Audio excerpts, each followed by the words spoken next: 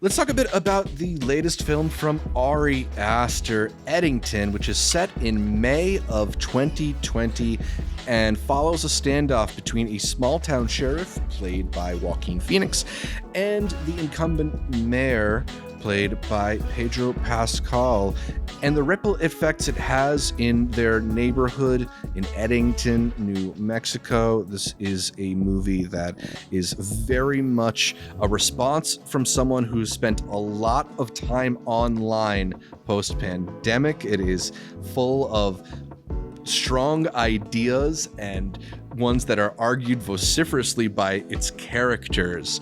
Amanda, how did Eddington land for you? Because I know while you've liked some Ari Aster movies quite a bit, his latest, Beau is Afraid, did not work for you. It did not. I liked Eddington a lot more than I thought it was going to, honestly, especially once I got the hints of what it might be about. It is one of those ones that I'm like, man, it is so interesting that depending on who you are as a person watching this, there are so many different ways you could interpret this and think that like you're on the right side of a thing or the wrong side of a thing.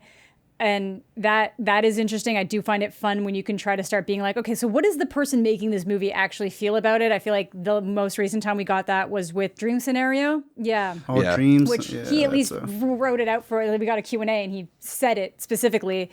With Ari, you just don't know. I think he just likes really pushing things to uncomfortable places. And he's produced around Dream Scenario, Yeah, I know. Yeah. So I think Ari just likes pushing things to being the most uncomfortable options, but I ended up having a great time with this. I did have to wait till it was out on digital to catch it, but I was surprised by how much I ended up enjoying it. So it's basically, for people who don't know, it's just like you got a small town, midst of COVID, you got a bunch of people with, mask mandates, and then the sheriff of the town, Joaquin Phoenix, just like refuses to wear one because he's asthmatic and says he can't breathe when he wears one. And then you've got Pedro, who's like the mayor of the city, but like you're wondering like, well, how much of this is you putting on a show? How much of you is governed by like a puppeteer that actually has the money behind everything you're doing? So you really just end up in those situations where, like, much like life, everybody fucking sucks sometimes, and sometimes no one's right. So I think this is in a lot of ways a movie about what happens when people become radicalized online. And it's not necessarily a movie about radicalization on the left versus the right, although I do think he does take some sides in this movie. I think it's just more so about the effect on humans when you become entrenched in an idea and you sort of filter your whole worldview through your ideas. So whether that's Emma Stone's mom, who is awash in conspiracy theories and thinks it's all part of some bigger plan to screw over the little guy, or you're Pedro Pascal and you're trying to present this idea of progressiveness and togetherness and community, but you are filtering that through your own self-aggrandizement in a way, or you're Joaquin Phoenix and you're kind of caught in between these things, and you feel like all these impositions are getting in the way of people doing the things that they do. It's really just the ways in which people with different opinions on things struggle to find compatibility, struggle to find common ground, a thing that has gotten, I think, inarguably worse since the pandemic. Everybody has kind of become entrenched in their own way. And again, you don't even have to say one thing is right or another is wrong. I certainly have strong opinions on, of course, who is like the more moral characters in this film. But it does speak to the fact that there is no common ground. There is no negotiating. There is no getting along in a society that is constructed like this. It used to just be like, back in the day, if you were crazy, you had to be crazy alone. Now you can find any kind of echo chamber you're looking for. And then there's some people that you're not even crazy, but you just get pulled down something. You go to look something up, you word it in a certain way that it points you in a direction. And then that's where you're going down. And so you see it a lot in this with like the younger protesters that are like falling over themselves trying to make sure that they're not doing something wrong or doing some kind of like racial injustice thing. Watching and then one of them's literally only in it because he wants a girl. Exactly. And then you see, and it's just, and that's one of the most fascinating things about it, right? Like I've seen some people say that the portrayal of this Eddington Black Lives Matter group is evidence of Ari Aster's feelings against Black Lives Matter or progressiveness. And I don't think that's it at all. I think he's recognizing the sort of things that happen when you're insulated and you're part of this like small town. Yeah, like the performative nature that comes from it. Exactly. Yeah, this group of like white teenagers from a town with a police force of 3 people, where one of the police officers is Black, and just sort of the weird juxtaposition that you find yourself in when you're trying to like be part of this national movement, but you're kind of isolated. And I don't know. I just think he's pointing at some of the absurdity of the actions rather than making fun of the like root beliefs at the core of it. Yeah, I think he's, to me, I took it more as him making fun of certain people, and maybe you could argue that there's like, he could have gone harder on the other side of the line, but then Joaquin Phoenix is getting like abused the entire goddamn movie. I feel so bad for him. He had to come out and be like, my side don't like me. I was just saying that there's some bad stuff here. He goes, am I not allowed to say that? I'm like, buddy, you weren't here for Civil War. Same thing happened there. Yeah. It's like you have to be able to take the criticisms, because when you don't, you're a hit dog hollering at that point. Like you are admitting that it sounds too close to you. You said you saw it at home, Amanda. Zach, did you see it, I don't know, by any chance, with people or critics who posted black squares and then laugh at the scene as if they're not a part of it? It was surreal at my screening. It was surreal at my screening, I'll tell you that. They thought laughing at it might make it go away. I was like, y'all still have those posts up. That's what I mean. Like, some people don't get it. And like, we literally live in a world where you guys do, at least in a country where some people are still maintaining this day that certain people would have been just as bad for some situations as other people, when that's clearly not the case. You have literally some of the biggest online figures would not just say, maybe you should vote for this person if these are the things you care about, because like, why? Because either they're actually that dumb or they know they'd make more money this way. So you just don't know. What you guys brought up as well is that you really do see this through line of kids as well. Yeah. Because there's a big factor for who you were mentioning in terms of him being the more conservative one and Pedro being the more liberal one. Yeah. That he doesn't advocate. That's like a whole. There's a through line where he also hates the other guy, not just politically, right? No, but personally. Yeah, there's a whole personal thing. The kid doesn't care about those politics. He wants to smash that girl. He wants to smash that girl. Yeah, it's all these different things that you're now wearing politics as a costume, not for the reason that you're supposed to be there. No, but for performative reasons that go like... Thoroughly. Yeah. And I thought the part with the grandma and how she's a conspiracy theorist, only for it to affect the daughter who gets into it, the same way that, you know, the very liberal father has kind of ruined the kid who goes like, I see through it, Dad. Like, I can't take it seriously because I see you're fake. That's why like younger boys are like really angry right now. There's like a whole thing where it's like people are being pushed in directions, and what's Disney gonna do? How can you guys had it? It's there's what I've seen him discuss is that there's this big push and pull of like, when do you take the responsibility that the other side, while being the opposite of you, you're also pushing them farther away the same way they're pushing you. Because I thought it was interesting that he like talked to a lot of people in New Mexico, where he said he's from, and learned about their frustrations, and I was like, wow. You're taking the time to learn about somebody else to, like Zach said, break out of that thing that we're all in. That's the most difficult thing to do. Break out of your own circle, because we're in a world of what? You're blocked. And this is that, and this is this, and I only want to hear this. And even when you feel, what's the worst part? When you feel you're doing good, which both sides do, you end up in that rabbit hole of just only seeing the same things coming back to you. Yeah. And I think that's scary. You know, I feel bad for Ari, because they're all calling him a centrist and all these different things. And he's like, no, I'm trying to have a movie where, ironically, at the end of the day, he did say, can't we just all get along? Yeah. And why is that a bad thing to laugh at? And maybe we can't right now. Maybe things have actually officially gone too far. And honestly, with some people, there's certain people I'm never going to be able to be like, sure, we can get along. It's like, no, you're actually insane, or like you're like, or you literally, or you're against my existence. You're against my existence. Some existence. people will say politics. What's the difference? It's like, well, your politics is saying I can't be around, and those are the biggest idiots around. That's different. That is 100%. And it's like so much of it is like the policies they're backing go against everything they actually say they're a part of. Like small government. Stop. You don't actually believe in that anymore. You can't say you believe in that anymore. Yeah. So let's get into one of the most controversial parts, which is that bit about like, why do people need guns for? So they can protect themselves. Well, they tackle that in this movie in a crazy way.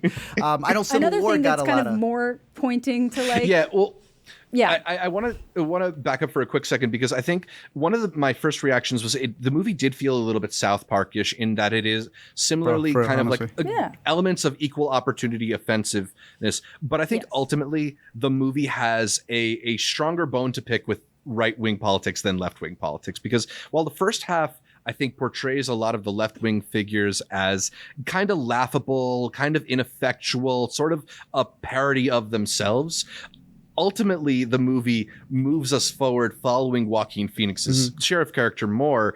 And to me, it's portraying the more right-wing figures as incompetent and dangerous. And that's kind of... they're willing to cross that line.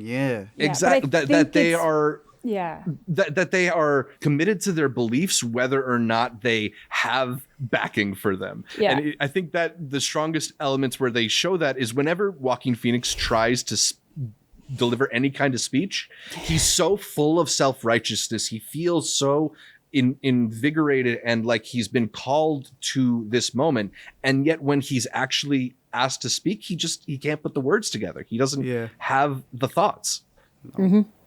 That's that story of Moses too. Moses had a stutter in the Bible, and that's what that's like almost playing off of, where he could not speak. He needed somebody else. He's known as the person who says, "Let my people go."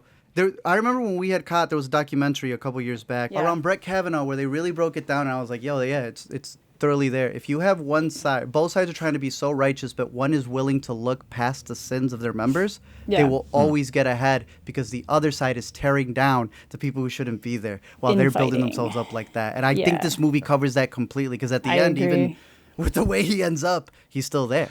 I feel like some of the issue with that, how people are framing it, is that we are following Joaquin for the movie, and I feel like some people have a hard time recognizing that protagonists are not always supposed to be the moral compass of a movie. Absolutely. Zach and I have one movie that we really love that we think does it right. The Five Bloods literally follows our main character as a MAGA supporter, and he killed that movie. People couldn't get the joke here, because and that's something. But Ari's not doing Joaquin any favors either. I think at first it come across as like, okay, this is just kind of like a stuffy guy that the guy who was I'm common sense politics. I'm not Republican. I'm common sense. And then but then just showing how wild that can go and how dumb and how like all the crazy shit he ends up doing. You're being manipulated. But let's get into those guns. Which, by the way, since you said you liked them more, I was telling you didn't want to say last time, but I don't know how well you'd be able to see them. But one of them is vote for Garcia, and then the other one is don't let Eddington turn into Facebook. I got extra ones, so whichever one y'all want, I got you. Oh, thank you. Yeah, but wait, so is the Facebook one supposed to be Joaquin, or are they both supposed to be Garcia? No, so this is Garcia. Yeah, but the Joaquin one's even funnier because. But that one's funny because all of the things he's pushing for are stuff he would have seen on Facebook to get upset about. Yeah. If you don't get that joke, like, I don't know what to tell you. I don't know, like, maybe it's too soon. Maybe it's too soon, but, Yeah. Well, a lot of people also came out, which I think was a big deal with Civil War, about there was one Antifa line. Like, they didn't even show them. And people were up in arms. Well, they have that sequence on the private jet, but it's a pretty laughable, for Edington, so explain the sequence on the jet. So I think it's sort of playing into this right-wing paranoia about the idea of like paid protesters and George Soros sending Antifa to disrupt things on the behalf of the left wing. Like there is this sort of paranoid right-wing belief that people are flown in to cause chaos in different liberal cities. So I think it's just sort of like a joke of the idea of Antifa as this boogeyman, that Antifa is lurking in the shadows and manipulating all these things and taking out people, as they sort of do towards the end of this film. Do you feel that in making it not Antifa, but the lackeys for the data center, that he's both like saying that they exist, but it's in this capacity? The Illuminati's not real, but there's a group of people who kind of run stuff over there. Yeah, I think it kind of is that some, like, I think a lot of times the paranoia that people express about being manipulated and being controlled by forces outside of their control gets misappropriated to different causes. Like the way that people love to say, like, Jews run the world, Jews control the banks and stuff like that.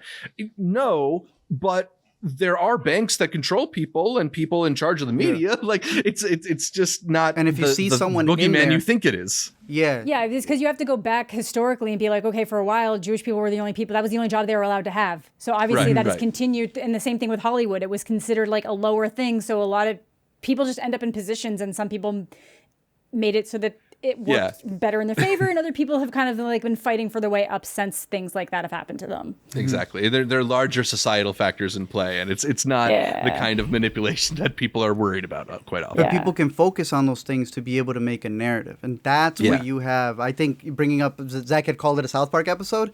That's what the last two, especially episode 2. I don't know if y'all seen it, but it's the whole bit of wanting to become debaters online so that you just make enough money. And that is the new way for kids to do it. And people know this. We go on Twitter and we know it's a check mark. We're here online and we know that people are rage baiting. Being able to pay for that stuff has been one of the worst things that it is, because what is it at the end of the day? I mean, we've made videos long enough. We know we'll get yelled at before we get praised every single time. So in a world where rage is your currency, you put someone with a check mark and they know, here's a positive thought. No? I know Zach's favorites. The ones that lead into someone asking a question. It's like they have cracked that code of, this is what I have to do for you to pay attention to me, for me to make money, for me to be seen. And they're not going to do anything different. And that's kind of the worst part, because then people really don't want to hear what the other person has to say. And I think him having the whole bit be about the data center, it's like, while y'all are fighting, you don't even realize what's building underneath you. Yeah. What a hilarious touch to name the energy company Solid Gold Magikarp. I know. Honestly, bro, he was playing... What a troll move. I saw you, I think, post this. They were calling the movie a what sketch? Your boy. That is the closest. A Conor O'Malley sketch? Yeah. That is the closest to it. That, and when the kid is trying to tell his parents what to believe in at the dinner table. It's also funny on another layer with the solid gold Magikarp. The shiny version of Magikarp in Pokemon is gold. So I was this is funny. Yeah. This is not where they're going for, but it's extra funny to me right now. Do you think Ari Aster is a secret Pokemon enthusiast? I would love. He seems of the age. He's not that old. Seems like a collector. He probably played some Pokemon Red back in the day. Yeah. Let's talk a little bit more about some of our favorite sequences, moments. I don't know if there's anything that stood out to you. Art, we didn't dive fully into that whole extended sequence towards the end with the guns, but fantastic. Josh in the live stream comments asked, did you guys think it was too long? I think it can maybe be cut down by 30 minutes. You know, that last sequence with the guns does go on quite a bit, but I think it just sort of, it's like one of those jokes where the joke is how long it goes on. Like, like in Hot Rod when Andy Samberg is rolling down the hill for like 2 minutes. Yeah. It's just that it is so over the top in its destruction that there is so much collateral damage and innocent bystanders getting picked off. Yeah. It's maybe the only way to make a point like this about the utility of guns. It's also Western.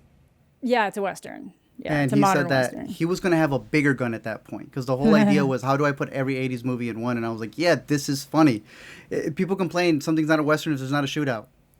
So it's really funny to overdo the shootout. Yeah. Yeah. I think that, like, maybe it's a bit long, but watching it at home, I didn't notice it as much as maybe... It's 100% long. It's definitely on the long side, but I don't know if there's like a moment or a sequence that I would put to that I would cut out. Yeah. People complain about the cult storyline because it doesn't lead to where people want it to, but I think it is a pivotal part of the story, and it's not supposed to be closed out either. I don't know, maybe stuff... I mean, I think, you know, so much of what is being discussed about is the way that cultish type thinking has taken over so much of society, whether it is literal or metaphorical cults. Because he even talks about that. Is it a coincidence? Is it something? And he's giving you those little bits of like, oh, those are the words that get people to, gotcha. Okay, yeah. That's how people get hooked on it. Maybe the Michael Ward stuff. Let me know what you guys think about that, because I think Michael Ward's a great actor. I get what they were doing with him, and I got something for the ending to flip on it, but just in general about him being the black cop and him being the black cop with everything that's happening. Yeah. Maybe I'd trim out some of that, because I felt like ultimately it doesn't build up as much as I wanted it to. Yeah, I mean, I thought it was interesting, but then it does get a little bit like curtailed. Like you're sort of led to believe he's maybe going to become a more integral sort of like scapegoat for what's going on, and then the movie takes another turn. So I don't know. I thought it was interesting. We have a comment in the live stream from Dale Jones saying, I think Emma Stone was wasted in the movie. She definitely has a much smaller part than I expected, but I think it does still play into that whole idea of the occult, and even of this whole element of your worldview affecting how you see everything, because 100%. She is hiding this trauma from her past, that she has been, assaulted. And then that sort of, once she's able to free herself of that burden, it changes her whole personality, her whole agenda, everything she is. Yeah. I also have a thought on that you have the mom being so like looking for things that might not actually be there, then ignoring I think the implication things is that are her right father in front of her was the one who abused her, obviously, and then she's ignoring that. Yep. So it is one of these things. You have people who get so militantly fighting against certain things, and then look what's in your back door. Look what's in your own home. Look what Grindr got shut down at a convention. Like it's that kind of thing. It's always looking for turning the stones over so you could ignore the boulder that's like literally on your back. Emma Stone's. I got Emma you, Dale. Stone. It has to be Emma Stone. Because if it's not Emma Stone and it was another actress, you wouldn't feel her missing. It's a wasted potential that it's Emma Stone and she got taken away by this cult. It's there. You're feeling the emotion you're supposed to feel, Dale. Yeah. Yeah. That's another great point. The metatextual importance of having a big actor in that role. Because it even makes us feel more for Joaquin when he has the moment where he fully realizes like what's happened there and like what's going on. And then we as an audience are also like, oh. Yep. But also at the same time, good for her, maybe. I don't know. Art, this movie is being billed as a comedy. Did you laugh? Yeah, but I was so annoyed too. I was so annoyed. I laughed it's like a fair amount. Real. The bit when he walks into the store and they do that extended bit, I was like, I've lived through this. Yeah. Yeah, like I don't want to sound pretentious, but like this and Beau is Afraid both kind of feel like they belong to almost a different genre, where it's not quite horror, not quite comedy. It's just sort of Ari Aster maximalism, right? Like it's just freak out cinema. Just everything turned up to 10. Yeah, I remember when he said on a subreddit for a Q&A for Midsommar, when he said he wanted to work on a comedy next, or after like for Beau is Afraid. He was like, and then this is the one. This is what he did. He was like, I think it's going to be a Western, and this is what we got. And there are a lot of moments that are really funny. But then again, some of it can be very frustrating when you think about the real world implications of that, and even the real world reactions to the movie and how that could be really annoying. But then there are moments that are like, really kinetic and funny and goofy in weird ways, like when the protesters are in the street and everybody's freaking out and it's like this whole thing and he pulls out a gun and everybody drops and like no one knows like what's going on, and that whole thing is just he just does not have a handle on anything. His truck just being covered all with the signs more of the dumb truck. posters, the bro. truck, and then it falls off. It's so funny. And then they go to the taco and Greek spot, or what, like the dumbest fusion of what it was that hosted his event. And the fucking Zach's right. Firework by Katy Perry. Like, you can't make this movie unless you were online for over 40 hours. And that's the problem. Like, you're looking at this, you're like, you have it a little too on the money. Yeah. Yeah, a little bit too much time online. Probably been spending a dangerous amount of time on Twitter. Let me hit you guys with something. I got to see this at the Music Box, and he was there. And it was a very weird Q&A. But we got one little tidbit, and that was that if you remember at the end, there's a big Sicario moment. The explosion happens with Michael Ward's character, right? And you don't know what really happened to him. But he appears at the end when Joaquin Phoenix's character is in a wheelchair. And he sees him, and he's recording. Someone says, can you not record? But it doesn't sound like it's to him. And he keeps recording anyway. He implied it's what Joaquin is still scared of, but not really there. What do you think of that? Right. Is the implication there that Michael Ward's character knows Joaquin's role in everything that went down? And this is sort of like the thing that's going to come and bite him, the thing that's going to actually take him down? It's that Michael Ward is dead, but he still fears that he is out there. Yeah. and that he will interesting. never. Yeah, and I was like, oh, okay, that's fascinating. But it also doesn't seem like Joaquin particularly wants to be alive right now. That too, exactly. So he's living the rest of his life in the worst way possible. He thinks someone out there is training to kill him. Pedro was through a puppet. And through. He's a literal and that's puppet beautiful now. right there. Yeah. For the thing that he never cared for. It's Yeah. So again, I don't understand. Like, if you didn't finish the movie. Maybe you missed some of these when his points, caretaker hits him, that's probably the hardest I laughed. Unbelievable. Yeah, I know. Bro, when he gets in bed. I know. What's happening? See, bro, it's like, it's not that so much of the movie is laugh out loud, although there certainly are their moments, but like there's so much tension that sometimes you just need to like release the tension by laughing at it. Bro, it is. I sent it to you in the private chat, bro. It reminded me of that movie. I was like, in a way, you just made the English version of that movie.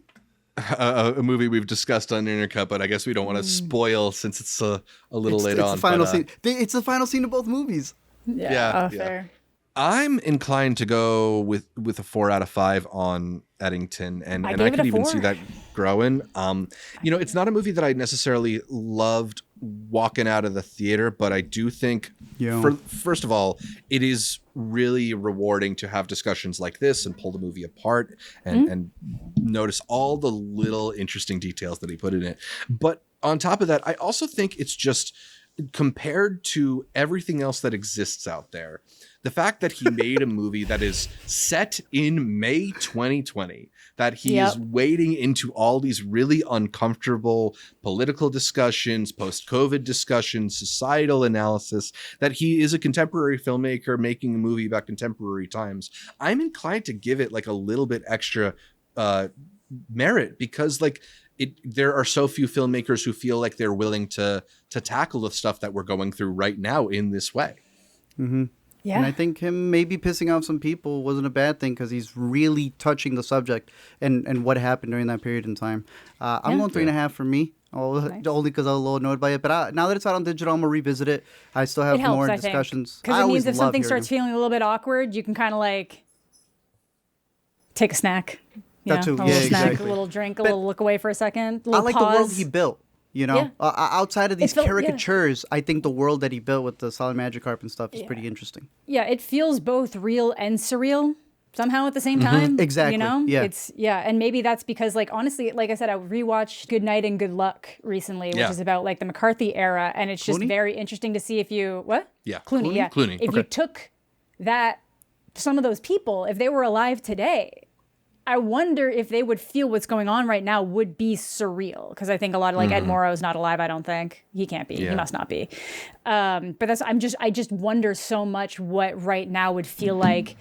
We always talk about like, oh my God, if people from the past saw laptops, oh my God, if they saw cell phones. Right. It's like, some of it's like, everything's kind of cyclical. So there are certain eras that might not feel like what's going on right now is that unusual. But I do think if you go back, I feel like some people from like the 50s, 60s, 70s, like I thought we dealt with a lot of this. Guess we didn't. Oh, y'all just switched it to that? That's sick. That's nasty. Y'all just embraced it instead? Yeah. 100%. So, like, I think it would feel surreal to a lot of people. And I think a lot of that is because of COVID. Mm-hmm. Yep. A lot of stuff that has been broken in our world that Ari Aster is trying to talk about in this movie that I don't think is going to get fixed anytime soon, but at least we can discuss it and take a step back with Eddington. Any final thoughts on the movie before we get into our rapid fire? Give Bo another chance, Amanda. No, I don't think I can. Because I think literally thinking about, I was just about to say, I'm surprised I like this as much as I did. Because thinking about Beau is Afraid, again, makes me want to put my head through a wall. That's real sicko media right there. It is. And like, you know what I mean? That's like kind of the beauty. At least it's like, I feel bad because I know this one didn't do well. And I know that Beau didn't do well. Yeah. And I'm wondering, and I know that A24, he's like, they're trying to keep him happy because they lose a lot of their bigger directors once they pop off. But like, at what point do they kind of have to be like, we need another, we need another Hereditary, we need a Midsommar. Yeah. But all of them have been going down. So it's, a little bit. I don't think that's a speak on quality. I never want to say that how much money something makes is quality. We can talk about Beau's Afraid if you want, but it's just like, he has like a carte blanche right now. No one's in there telling him no. How long is that going to last? Yeah. Ultimately, movies don't get made unless people think they're going to make money on those movies. Yeah. And if Ari Aster movies stop making money, how much longer are we going to get? Or at least Ari how Aster much movies longer? Like this. Yeah, I think he does just probably need someone to occasionally step in to be like, let's work this out. Let's talk about this thing you want to put in the movie, because now I think it's just like whatever he wants. No one's going to tell him no. Yeah. I wonder if we're going to see a return to like a more straight horror film from Ari Aster. I'm sure he's Has he ever done a straight horror? I mean, that's the thing is like, it'll still be an Ari Aster movie, but something that's maybe more along the lines of a Hereditary and Midsommar next, or maybe he just wants to keep making things of this vein. I don't know. I don't know if how much Ari Aster is going to let the financials dictate his creativity. Yeah, because he's still doing a bunch of production work, so he produces a lot of things that still make a bunch of money. So I think that also gives him a lot of leeway. Yeah. I think that's why other people find him annoying too, is that he's just not going to play it. He's going to do his own thing. He's not going to play the game. Yeah. And no disrespect. I know sometimes also kind of like the closest thing, it's a completely different genre, but Kendrick Lamar got taken under the wing of the West Coast, like hip hop, and they pushed him. This man is fully in the archives, Martin Scorsese's little buddy. Like he's good. He's being taken care of. So that's the other reason why I see him not having to have to bend as much. Very curious to see whatever it is we get next from Ari Aster.